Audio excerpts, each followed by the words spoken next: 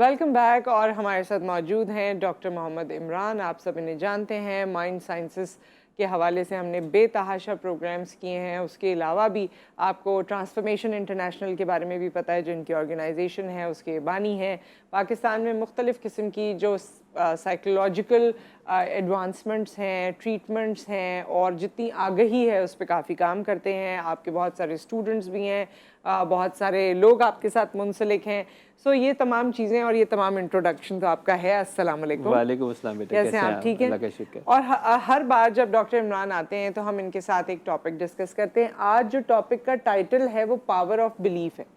अच्छा, और ये क्यों है? जो बिलीफ सिस्टम है उस पर हम बात करेंगे। ज़ाहिर है आप बताएंगे कि उसकी क्या पावर है या क्या कुछ है। आपको याद शायद हो, कुछ अरसा पहले, कुछ टाइम हो गया, कुछ महीने हो गए, मैंने आपसे एक दफ़ा इंट्रोडक्शन में अपने प्रोग्राम के कहा था कि डॉक्टर मोहम्मद इमरान की तबीयत सही नहीं है, तो आप सब उन्हें अपने दुआओं में याद रखें। उस वक्त हुआ ये था कि हम बड़ी खुशियों के साथ इमरान भाई से लास्ट मिले थे। इनके बेटे की शादी थी और बड़ा ही मज़ा आया और सब लोग उसमें सब ने इन्जॉय किया। और उसके बाद मेरी आपसे बात होती है और आप कहते हैं कि वो अब हम मुलाकात होगी, लेकिन पहले मैं उम्रे पे जा रहा हूँ। 5वें 6ठे दिन ही आप लोग दूसरे दिन उम्रे पे चले गए थे। तो उम्रे पर चले जाते हैं। इनके दुआओं के मैसेजेस या कनेक्टिविटी हमारी वैसे भी रहती है इमरान भाई के साथ। तो अचानक से जो है वो पता चलता है कि आप वहाँ, क्योंकि जब जिस दौर में आप गए वहाँ पर बारिश हो रही थी और वहाँ आप स्लिप हो गए और आपके चोट लगी। इससे आगे मैं नहीं बता रही हूँ, इससे आगे आप बताएंगे, क्योंकि चोट लगने के बाद आपकी खैरियत के बारे में या आपकी तबीयत के बारे में मैं सुनती रही। मेरा सिर्फ इसमें जो आज मौक़िफ़ था बात करने का कि हम हमेशा आपसे चीज़ें सीखते हैं, पूछते हैं, और जो भी यहाँ मौजूद होता है हमें लगता है कि शायद वो उससे नहीं गुजर रहा है, वो सिर्फ बात कर रहा है। लेकिन आज मैं आपसे आपकी बात करना चाहती हूँ, क्योंकि आपके साथ तबीयत में जो हुआ वो आप बताएंगे और वो कैसे रिवर्स हुआ वो भी आप बताएंगे, क्योंकि आपने फिर बड़ी जल्दी जल्दी रिकवरी आपकी माशाल्लाह से हुई है। और एक वो भी मुझे मैसेज याद है, क्योंकि वो मुझे बहुत दिल को लगा था कि आप कॉन्शियस नहीं थे। और एक वो मैसेज मुझे याद है जब आप बोल नहीं पा रहे थे, तो मतलब वो बड़ी अजीब सी बातें थी। And I wanted to see you, लेकिन मैं नहीं मिल सकती थी, देख नहीं सकती थी। तो आज आप वहीं से कंटिन्यू करेंगे जहां आप स्लिप हुए थे। बिस्मिल्लाहिर्रहमानिर्रहीम। आय मुबारका है वाइज़ा मरिद तो फ़हुवा यशफ़ीन। और रब ताला फरमाते हैं कि जब तुम बीमार होते हो मैं शिफ़ा देता हूँ। हज़रत ईसा अलैहिस्सलाम को कुरान पाक में फ़द्दल बादहुम अला बाद, अल्लाह तबारक व तआला फरमाते हैं कि मैंने नबियों को नबियों पर फजीलत दी है, सबको मौज़ात दी हैं अल्लाह तबारक व तआला ने। और हज़रत ईसा अलैहिस्सलाम का मौज़ा ये था कि आप जब हाथ लगाते थे तो शिफ़ा हो जाती थी, और ऐसे मर्ज़ की भी शिफ़ा हो जाती थी जिसका इलाज मुमकिन नहीं है। ये अल्लाह ताला का मौज़ा था हज़रत ईसा अलैहिस्सलाम के पास। तो एक खातून जो है वो इसी तरह बीमार थी और हज़रत ईसा अलैहिस्सलाम के पास शिफ़ा के लिए तशरीफ़ लाई। और ये बाइबल के अंदर ये है, शायद चैप्टर लूक में है, कि हज़रत ईसा अलैहिस्सलाम फरमाते हैं कि मैं अल्लाह का बंदा और तेरा ये यकीन कि मैं तुझे हाथ लगाऊंगा और तुझे शिफ़ा हो जाएगी, शिफ़ा मुझ में नहीं दरअसल तेरे इस यकीन में है। क्या बात। ये जो है ये बाइबल का जो है वो कोट है, हज़रत ईसा अलैहिस्सलाम का फरमान है। ये वाली बात के साथ ये हमारा एक बिलीफ ये हो गया कि अगर मरीज़ का ये यकीन हो कि मैं सही हो जाऊंगा तो वो सही हो जाता है। ये हमारी लिए रोज़मर्रा की ज़िंदगी में, अपनी 25 साल की ज़िंदगी में हमने ये देखा कि कौन से मरीज़ ज़्यादा शिफायाब हो जाते हैं। वो मरीज़ जिनको ये यकीन होता है कि वो सही हो जाएंगे। हम डॉक्टर्स के पास जाते हैं, आप देखें कि वही डॉक्टर वही दवाई लिखेगा, तो उसी के पर्चे पे उस दवाई से हम सही हो जाते हैं। वही दवाई दूसरा डॉक्टर लिखता है तो हम कहते हैं यार उसी के पास वापस जाना है। सही बात। एक डॉक्टर बैठा हुआ होता है और एक के पास वो लंबी लाइन लगी हुई होती है, राइट। अब ये क्या है, बिलीफ है। मेरा 3 महीने का नॉर्मल वेटिंग टाइम है, 1 to 1 पेशेंट का वेटिंग टाइम है नॉर्मल। अभी 2 महीने क्योंकि मैं बीमारी में था तो 5 महीने का हो गया। ऐसा तो नहीं है कि मैं कोई अक्ल कुल हूँ, मुझसे बहुत बेहतर थेरेपिस्ट जो है वो दुनिया भर के अंदर मौजूद हैं, हमारे मुल्क में बहुत मौजूद है, एक से एक मौजूद है। मैं तो तालिब इल्म हूँ, उसका क्योंकि यकीन है तो इसलिए वो 4 महीने 5 महीने इंतज़ार कर रहा है, वेट कर रहा है उसके ऊपर कि उसका यकीन है। कुछ और यकीन हमारे पास बहैसियत मुसलमान हमारे। अच्छा, मैं यहाँ पर थोड़ी कते कलामी करूँगी। मैं ये चाहती हूँ आप वो थोड़ा बताएं, क्योंकि उस वक्त हमने अपने लोगों को बताया था कि आपकी तबीयत ख़राब है और आपको जो चोट लगी थी वो क्या है, क्योंकि ये एक मौमा सा हो गया सही कि फिर हुआ क्या था। हाँ। अच्छा हुआ ये था कि हम और वैसे इनको नजर लगी थी क्योंकि इन्होंने बेटे की शादी में ना बिल्कुल उसके भाई की तरह एक्ट किया था। 99% लोगों ने यही कहा था जिस जो आप फरमा रहे हो, आप खुद भी मौजूद थे, कि ये नहीं समझ में आ रहा कि दूल्हा कौन है, हाँ। और ये दूल्हा से कम उम्र तो और ये लग रहा माशाल्लाह है। एनर्जी भी बहुत थी क्योंकि खुश थे, हाँ, तो वो एक जाहिर है एनर्जी पहले अलग नजर आ बेटे की रही। शादी थी तो इसलिए बहुत ज़ाहिर है खुशी थी, अल्लाह ने बहुत खुशी का मकाम और मौका जो है वो अता फरमाया था। अब उस पर दो राय हो सकती है, इसमें कोई शक नहीं है कि नज़र लग जाती है, अपनों की भी नज़र लग जाती है, प्यार की नज़र भी लग जाती है। लेकिन मेरा जो ये वाक़या हुआ ये मस्जिद नबवी के सहन में फिसलने का हुआ, तो वहाँ पे तो बहुत कुछ महफूज होता है, वहाँ पे इन चीज़ों से रब ताला बहुत हद तक महफूज रखता है, तो इसलिए वो वाला यकीन मेरा अभी भी जो है वो ज़्यादा मजबूत है कि ये रब ताला की जो है वो एक आजमाइश थी और मेरे लिए मकाम शुक्र था। और मैं बताऊँगा कि मेरे लिए क्यों मकाम शुक्र था। ठीक है। तेज़ बारिश थी, हम दूसरे दिन अल्हम्दुलिल्लाह वहाँ पे फैमिली के साथ, हम लोग 7 लोग थे फैमिली के, और हम यही तय था कि शुक्राने के लिए हम सबसे पहले अल्लाह के घर जाएंगे। प्लान इसी तरह था कि हम पहले मस्जिद नबवी जाएंगे और फिर वहाँ से उम्रा करेंगे और फिर हम वापस जो है वो आएंगे, यही प्लान था। तेज़ तरीन, जैसे आपने इंट्रो में बताया कि तेज़ तरीन बारिश थी, इंतहाई तेज़ तरीन बारिश थी, और हम किसी तरह हाथ पकड़ते हुए चप्पलें हाथ में हमने रखी क्योंकि हम बिल्कुल हरम में थे और असर की नमाज़ के लिए जा रहे थे। और उसके बाद जो है वो मुझे फिर ये बताया गया कि पैर फिसला और मैं सर के बल इस तरह जाके जो है वो गिरा, और 9 मिनट तक मैं ज़ाहिर बेहोश रहा, और जब मुझे रेस्क्यू किया गया। और अच्छा, आपको गिरने का कुछ याद कुछ नहीं भी नहीं, वो मेमोरी भी नहीं है मेरी। ठीक है। वो 9 मिनट्स की मेरी मेमोरी नहीं है कि क्या हुआ था। मेरे भाई और मेरा बेटा जो है वो साथ था, और क्योंकि हम गेट नंबर 25 की तरफ जा रहे थे और मेरी फैमिली गेट 26 ख़वातीन की आपसे आगे जा चुकी थी।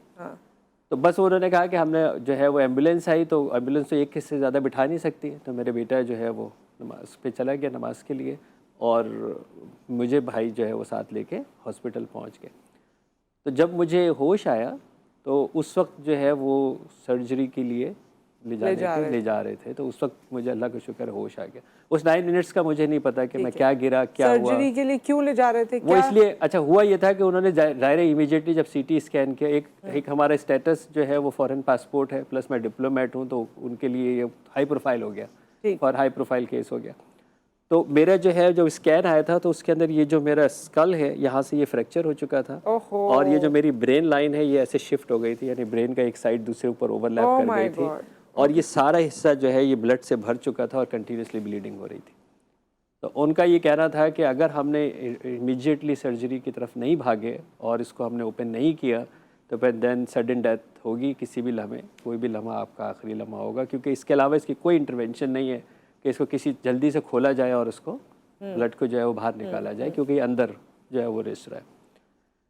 तो अल्लाह का करम ये हुआ कि जब क्योंकि मुझे होश आ गया था तो मैंने रजिस्ट ये किया कि मैं सर्जरी पे नहीं जाऊंगा, क्योंकि मुझे पता है कि इसकी सर्जरी का मतलब ये था, क्योंकि मेरे भाई उससे पूछ भी रहा था, लेकिन मुझे खुद पता था कि उन्होंने कहा 3 महीने के लिए तकरीबन एडमिट करेंगे, शंट डालेंगे और उसको ज़ाहिर है जब तक उसकी ब्लीडिंग रुकेगी और ये सारा प्रोसेस करेंगे, एंड ऑब्वियसली 3 महीना आप अनकॉन्शियस ही रहेंगे।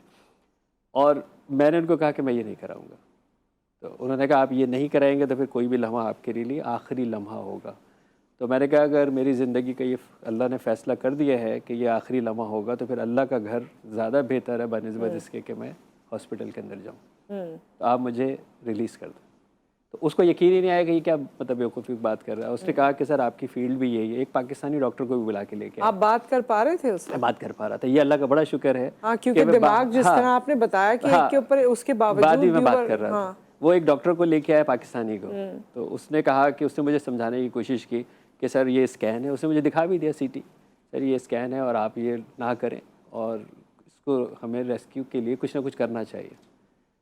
तो मुझे पता था प्रोग्नोसिस अच्छा नहीं है, मैंने कहा यार ये नहीं हो। कह रहे क्या करेंगे? मैंने उसको कहा उम्रा करने जाऊँगा। अब वो जो दूसरा था अरबिक जो था वो बंदा इस पे, तो उसने कहा उम्रा तो उसने कहा कि ये पता नहीं क्या बात कह रहा है। तो फिर उसने कहा कि जिंदा तो नहीं कर सकता है। तो मैंने अगेन उसको कहा Hans you are making my point, अगर यही बात है तो फिर भी अल्लाह का घर, अल्लाह का घर ज़्यादा बेहतर जगह है, ये मुक़द्दस ज़मीन ज़्यादा बेहतर जगह है अगर मेरे लिए यही अल्लाह ताला ने लिख दिया है। उसके बाद हमने बड़ी मुश्किल से उनसे किसी तरह हाँ, वो निकले। मैंने मुझे पता चला था कि वो रिलीज नहीं कर रहे थे। उन्होंने कहा कि पुलिस केस होगा, उन पर पुलिस केस होगा, क्योंकि एनी टाइम सडन डेथ होगी तो उनके लिए जो है वो ये वो होगा, तो इसलिए उन्होंने कोई पेपर नहीं दिया, स्कैन की कोई रिपोर्ट नहीं दी, पैनाडोल नहीं दी। उसने कहा हम ये शो कर रहे हैं कि आप हमारे आए ही नहीं। ओके, ठीक है, सही है। ताकि हमारी जान किसी हाँ, तरह ठीक है। जो है वो छूट जाए। और ये मेरे लिए इतनी बड़ी ब्लेसिंग हुई, क्योंकि जब मैं अल्लाह, फिर यही मौका था कि हमने ये डिसाइड किया कि उम्रे पे तो जाएंगे। और बिलीफ उस वक्त ये था कि अल्लाह ने बुलाया, अल्लाह ने बुलाया है और अल्लाह अपना घर दिखाएगा।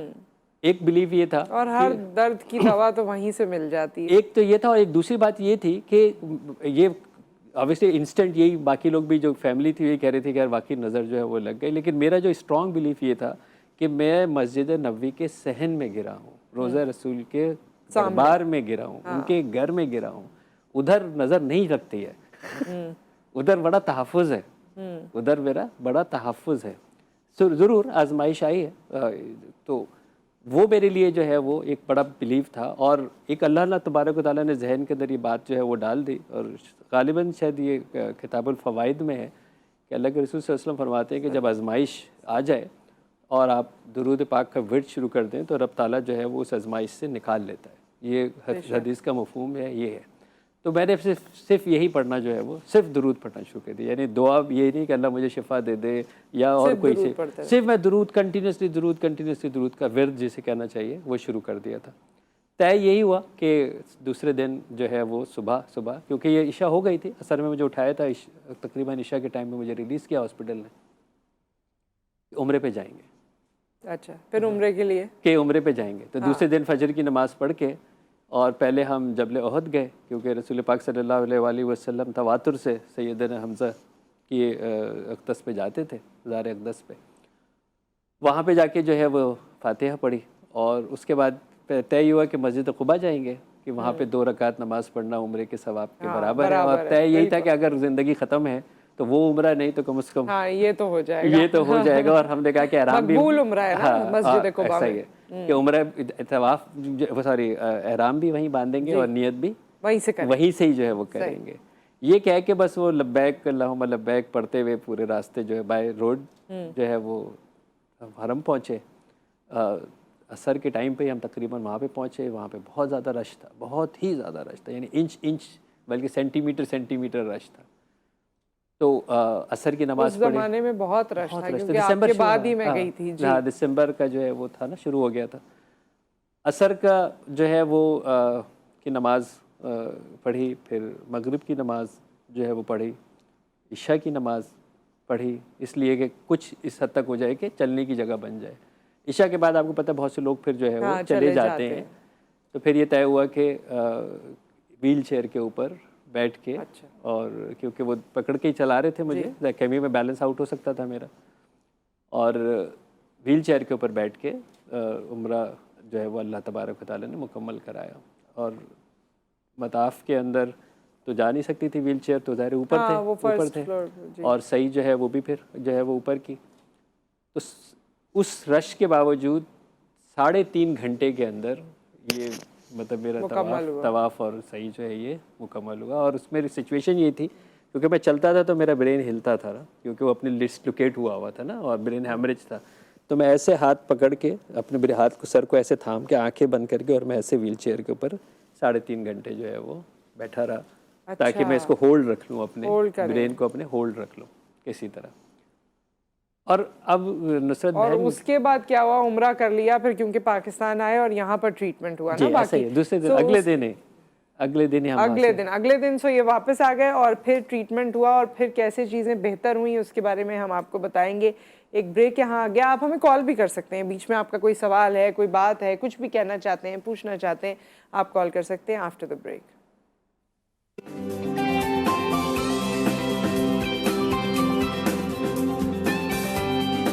बैक डॉक्टर मोहम्मद इमरान हमारे साथ मौजूद हैं, और आज हम इनकी आप बीती आपको सुना रहे हैं। और ऐसी आप बीती कि मैं तो बहुत हैरान भी हुई, पहले भी होती ही हूँ या होती थी, जैसे जैसे मैं इनके बारे में सुन रही थी या तबीयत का पूछ रही थी, लेकिन बिल्कुल ऐसे माइंड शिफ्ट हो जाना, ब्रेन शिफ्ट हो जाना और इस तरह से आपकी हैमरेज जैसी कंडीशन होना और स्टिल आप बात कर सकते हो, जाग रहे हो और सब चीज़ों को डील कर रहे हैं और उसी कंडीशन में सर को पकड़ के आपने उम्रा अदा कर दिया माशाल्लाह। फिर पाकिस्तान आप आए तो फिर क्या हुआ? देखिए मैं जो उम्र वाले टाइम के ऊपर जो उसको मैं क्यों अच्छा, कहता हूँ, एक कॉलर है, फिर जी, वो तसलसल कायम अच्छा। हो जाएगा, फिर मैं इंटरप्ट नहीं करूंगी। अस्सलाम वालेकुम। वालेकुम। जी, कौन है हमारे साथ? आदिल बात कर रहा हूँ जी, कराची से। जी आदिल साहब।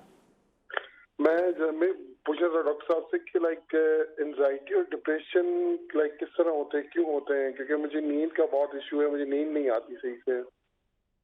अच्छा ठीक है, ठीक है, इसके बारे में हम थोड़ी देर में बात कर लेंगे। बहुत शुक्रिया जी।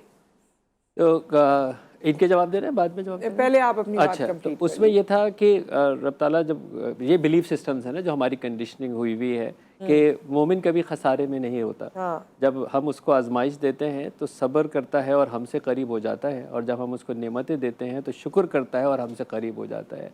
और बेहतर लोग वो हैं जो सब्र में भी शुक्र करते हैं। तो अगर इस सीक्वेंस पे देखें तो मैं समझता हूँ कि अल्लाह तबारक व तआला ने मुझे बहुत बार हरमैन शरीफैन बुलाया। शायद मुझे अब याद भी नहीं है कि कितनी बार मैं गया हूँ, क्योंकि हम मगरिब में रहते थे, हमारे लिए ट्रांजिट पे हमें मिलता था, आसान था। हमारे वालदैन को मैं लेके हज पे भी गया हूँ, मैं आखिरी अशरे में भी गया हूँ, मैं मुहर्रम अल हराम में भी गया हूँ, मैं रबीउल अव्वल में गया हूँ, बहुत बार बहुत बार अल्लाह ने मुझे बुलाया।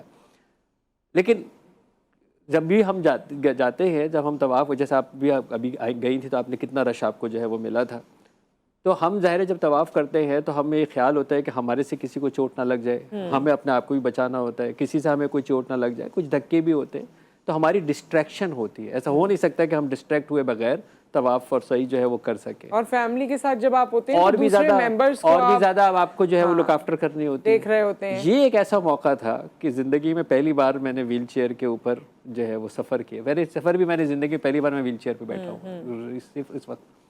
और 3.5 घंटे जब आपकी आंखें बंद हैं और आपका सर आपने होल्ड किया हुआ है, तो आपकी बाहर की सारी डिस्ट्रैक्शन ख़त्म हो गई और मैंने फील किया कि मैं क्लिक कर गया हूँ अंदर से, क्योंकि मैं इनवर्ड हूँ, अब मैं आउटवर्ड नहीं हूँ। और जितनी मैं दुआएं मैंने की और जिस तरह मुझे ऐसा लग रहा था कि तसलसल और तवातुर के साथ मरहूमीन, मेरे दोस्त, मेरे रिश्तेदार, मेरे इवन मरीज़ एक के बाद एक चला आ रहा है, जैसे उनके सामने आ रहे हैं उनके लिए दुआ करनी है, सामने आ रहे हैं उनके लिए दुआ करनी है, सामने आ रहे हैं उनके लिए दुआ करनी है। और ये भी फिर एक अल्लाह का मुझ पर एहसान ये हुआ कि मुझे ये ख्याल आया कि जी जिस वजह से मैं ये कर रहा हूँ वो दुआ है जो मैंने मस्जिद नबी में दुरूद पढ़ना शुरू किया था, तो मैं क्यों ना रसूल पाक सल्लल्लाहु अलैहि वसल्लम के लिए एक मुकम्मल चक्कर जो है वो सिर्फ दुरूद का कर लूँ, तो ताकि वो शुक्र जो है वो अदा हो जाए सरकार का भी। तो अब ये अगर मैं कहूँ तो ये मकाम शुक्र नहीं है क्या? यानी मैंने क्वालिटी और क्वांटिटी के अंदर इससे अच्छा उम्रा नहीं किया। तो अब मैं इसके शुक्र करूं या मैं इसके ऊपर शिकवा करूं? सारी बात ये है ना, पूरी कंसंट्रेशन आपकी, हम तो वो क्योंकि बाहर देख ही नहीं सकते ना। हाँ, बिल्कुल था। हाँ। बिल्कुल ऐसे ऐसा लगा 3.5 घंटे बाद उठाया। हाँ। राइट इतना जो है अल्लाह तबारक व तआला ने मुझे वो क्वालिटी एंड क्वांटिटी दोनों के ऊपर जो है वो दिया। अल्लाह तबारक व तआला उन दुआओं को कबूल फरमाए, आमीन। तो उसके बाद जो है वो जब ये बात हो गई तो हमें सिर्फ सीटें लेनी थी। अब सारे 7 सीटें लेना आपको पता है वो मतलब मुश्किल है ऐसे पीक टाइम पे। दूसरे दिन ही बस हम फजर की नमाज के बाद जो है वो वहाँ से जो है वापस आ गए। फिर यहाँ पे ज़ाहिर हॉस्पिटल्स जो है वो पहुँचे। अल्लाह का शुक्र है क्योंकि मैं खुद इसी फील्ड से हूँ, तो एक टीम ऑफ न्यूरोसर्जन, साइकेट्रिस्ट और रेडियोलॉजिस्ट सारे जो है वो पहुंच गए।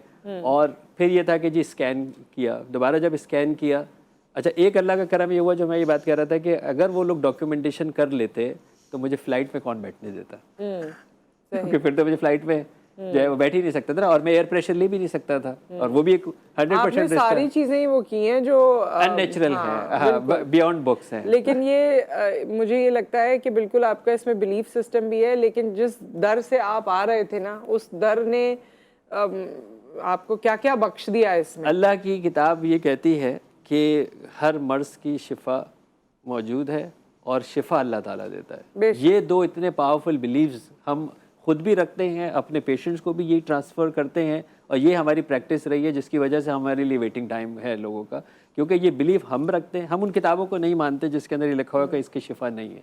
और यही वजह है कि शिज़ोफ्रेनिया जैसे मर्ज, ऑब्सेसिव कंपल्सिव डिसऑर्डर जैसे मर्ज, डिल्यूजन जैसे जो मर्ज जिसको लोग कहते हैं कि जिसकी ट्रीटमेंट नहीं है, वो अल्लाह का शुक्र है हमारे यहाँ उनकी ट्रीटमेंट हो जाती है।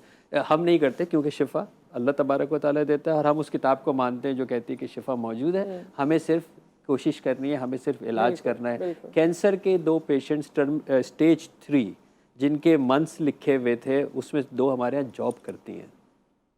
उससे निकल आए वो जी, उससे? वो सारे उस प्रोसेस से भी गए, रेडिएशन भी हुई, सर्जरी भी हुई, कीमोथेरेपी भी हुई, they are back to normal and working.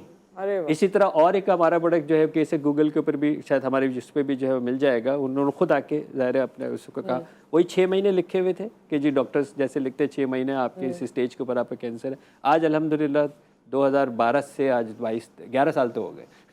तो ये है कि आप अपनी बीमारियों को, अपनी परेशानियों को इस तरह बीट कर सकते हैं। आपकी जो रिपेयरिंग सेल्स है ना, ये प्रोग्रामेबल हैं। हम एपिजेनेटिक्स में ये बिलीफ सिस्टम कैसे कायम होता है? या इसके लिए वैसे तो सब मुसलमान हैं, बिल्कुल अल्लाह ताला पे भरोसा करते हैं, उसी से मांगते हैं, वही हमारा रब है। लेकिन ये जो इस लेवल का बिलीफ सिस्टम है that requires something, pre requisites होंगे उसके कुछ, वो क्या है? देखिए,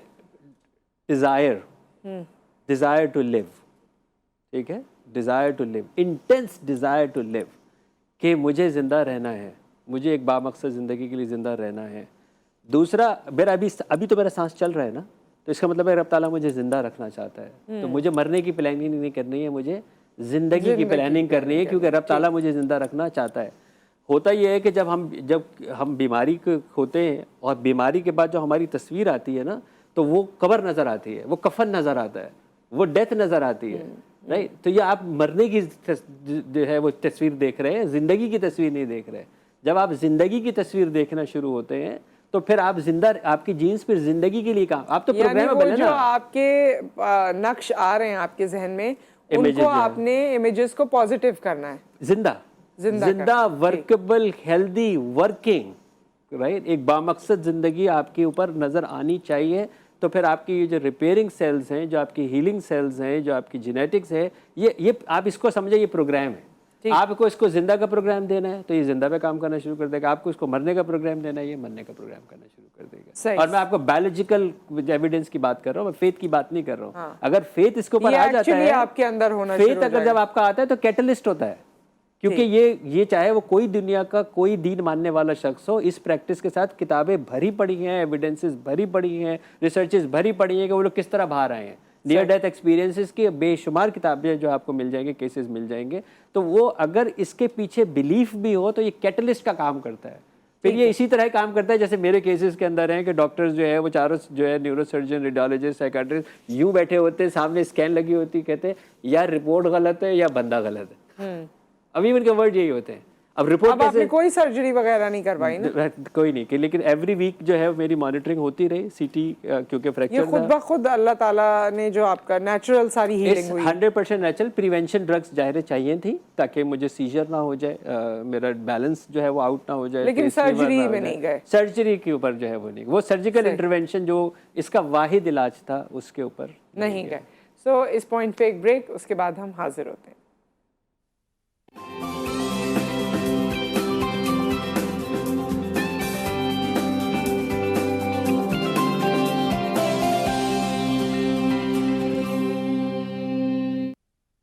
welcome back. Doctor Mohammad Imran हमारे साथ मौजूद हैं और हमारे एक कॉलर ने सवाल भी किया था, सवाल का जवाब भी ले लेते हैं और फिर जो हम बात कर रहे थे उसे कंक्लूड भी करेंगे आज। लेकिन हमने 1-on-1 उस तरह से बात की है जिसमें अपनी बात, और मेरा मकसद ही यही था कि लोगों को ये बात समझ में आए कि बहुत सी चीज़ें जो आप शायद बता रहे होते हैं आपने उसको देखा होता है, चाहे ख़ुद पर ना देखा हो, अपने इर्द गिर्द में देखा हो, और अगर ख़ुद कोई चीज़ है तो वो भी आपके यही बातें जो आप करते हैं उस खुद पे कितना आप अप्लाई करते हैं।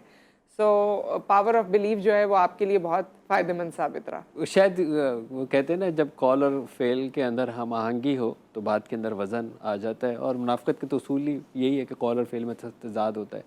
तो वो असर शायद लाने के लिए रब ताला ने ये वाली एक जो है वो आजमाइश से गुजारा कि वो अब पता इस ईमान की हद तक जो है वो इतना मजबूत हो गया कि अब आप उसको एनर्जी ट्रांसफ़र के थ्रू भी जो है वो पहुँचा सकते हैं कि यार you are getting better, you will get better, I am getting better.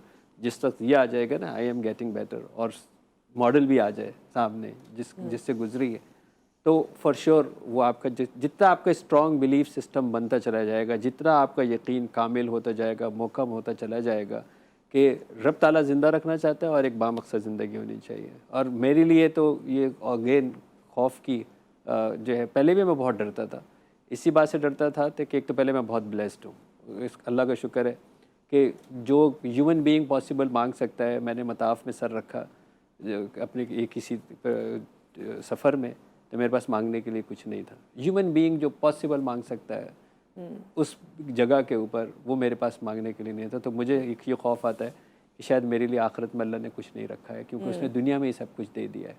हाँ, है ना, क्योंकि दुनिया में, और मैं अक्सर उलमा किराम से ये बात कहता हूँ कि क्या मुझे अगर अल्लाह तबारक व तआला ने सभी कुछ दुनिया में दे दिया है तो शायद मेरे लिए आखिरत के अंदर ना रखा हो। नहीं, ये आपकी कंटेंटमेंट भी है। देखें, आपके जितना या आपसे ज़्यादा भी बहुत लोगों के पास है और होगा, लेकिन उनको ज़्यादा की तलब है, उनकी वो कभी कंटेंट ही नहीं होते, उनको लगता ही नहीं है। ये आपके अंदर वो कंटेंटमेंट है जो अल्लाह ताला का शुक्र है कि है, कि जिसकी वजह से आप उस चीज़ पे खुश हैं जो सब कुछ आपके पास है, एंड यू फील कि this is more than enough for me. मुझे ये लगता है कि शायद मेरी जो, आपको पता है मैं टोटल फाउंडेशन में हूँ, मैं तो बिजनेस से भी रिटायर हो चुका हूँ ऑलमोस्ट, और मैं फाउंडेशन के लिए टोटल काम करता हूँ, मेरी ज़िंदगी भी उसी के लिए वक्फ है, अपने इदारे के लिए। और मुझे लगता है कि शायद जो मेरी कैपेबिलिटी और मेरी कैपेसिटी और जो ब्लेसिंग्स और नेमतें और सलाहियतें रब ताला ने दी हैं, शायद उसका 100% डिलीवर नहीं हो रहा। तो ये तो अच्छी बात है कि आपको ये फील होता रहे और लोग इससे मुस्तफ़ीद होते रहे। हमारे साथ कॉलर हैं एक। अस्सलाम वालेकुम। अस्सलाम वालेकुम साहिबा, और डॉक्टर साहब को बहुत बहुत मुबारकबाद भी, और अल्लाह पाक इनको सेहत ज़िंदगी दी, और उस यकीन इनका जो इरादा था अल्लाह पाक ने उस यकीन के ऊपर इनको माशाल्लाह से खड़ा कर दिया और हमारे आपके दरमियान आ गए। एक दफ़ा फिर मैं मुबारकबाद दूंगा। दूसरी बात ये कि यकीन करेंगे यही हालत, मैं उम्रे पे जा रहा था, जहाज सीढ़ी से ही गिर गया था जहाज की। अच्छा। तो मेरा पाँव सूज गया था, सबने कहा आप फ्रैक्चर हुआ, मैं कहा बहरहाल उम्रा करूँगा। आप यकीन करें पहले ही रात को सफर हमें डॉक्टर साहब को भी दौड़ना पड़ता है, और मैं दौड़ा, एक पाँव में चप्पल थी, एक पाँव ऐसे ही था नंगे पैर वहाँ पर पूरे। लेकिन मैं जब वहाँ पर दौड़ भाग किया करता रहा, अल्लाह पाक ने इतना मुआजिज़ा किया कि मैंने 14 दिन रहा, 10-11 उम्रा करता रहा मस्जिद जाके। बिल्कुल अल्लाह पाक ने सेहत और जिंदगी कबूल फरमाए की बात है कुछ और यकीन आपका होना चाहिए। बिल्कुल, ये बहुत बिल्कुल मुबारकबाद देता हूँ। बहुत बहुत शुक्रिया शहाद साहब, बहुत शुक्रिया। और खैर उस दर की तो मैं कहती हूँ वो तो जिस सही के टुकड़े की ये बात कर रहे हैं, जहाँ पे आपको तेज चलना पड़ता है, तो वो तेज चलने पे ही तो जमजम का मौजज़ा हुआ था।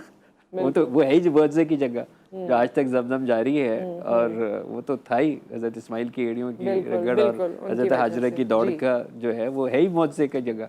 उससे बड़ा क्या मौजज़ा जो है वो होगा जो आज तक रहती दुनिया तक चल रहा है। दुनिया में अगर कोई मौजज़ाती सरजमीन है, ऐसा ही है। वैसे तो अल्लाह ताला ने ये दुनिया बनाई है, वो कहाँ क्या मौजज़ा पैदा कर दे, लेकिन वहाँ जाकर आपको ये एहसास होता है कि क्या क्या मौजज़ात हैं, क्या क्या तो नॉन मौजज़ात और क्या चीज़ें ऐसी हैं जो आपको मतलब जन्नत का पानी कहा जाता है ना, बिल्कुल ऐसे, जन्नत का पानी है वो मौजूद है, जन्नत का पत्थर है वो मौजूद है। तो ये दुनिया और वो दुनिया कनेक्टेड है। अच्छा, एक जाते जाते वो तो बात बता दीजिए, आदिल साहब ने जो कहा था एंजाइटी और डिप्रेशन। जी, डिप्रेशन, एंजाइटी और नींद, ये सब आपस का जो है वो कहते हैं ना, माजी की परेशानियाँ और माजी की पशेमानियाँ और मुस्तकबिल की परेशानियाँ हाल में ज़िंदा नहीं रहने देती। तो जो माजी की चीज़ें हैं उनको आपको लेट गो करना होगा, मुस्तकबिल के लिए आपको डेफिनेटली एक उसने जन रखना होगा, और लम्हे मौजूद में प्रेजेंट के अंदर अपने लाइफ स्टाइल को बेहतर करना होगा।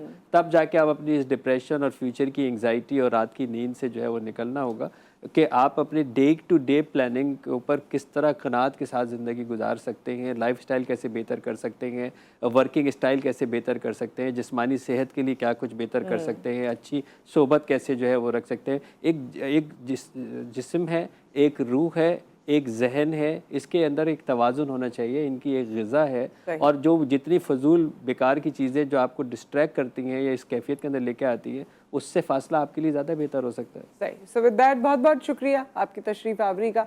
हमारी दुआएं आपके साथ हैं और इसी तरह आप हंसते मुस्कुराते रहें, आते रहें। और आज आपने कोई जुमला वो वाला नहीं कहा है जो आप यूजुअली कहते हैं शो में, क्योंकि आज नौयत ही बिल्कुल डिफरेंट थी, तो उसके लिए हमें आपको फिर अलग बुलाना पड़ेगा। फिर आपसे मुलाकात होगी। पेशगी रमज़ान की भी आपको मुबारक हो, आप सबको भी मुबारक हो। अपना ख्याल रखिए, दुआ में याद रखिए। अल्लाह हाफ़िज़।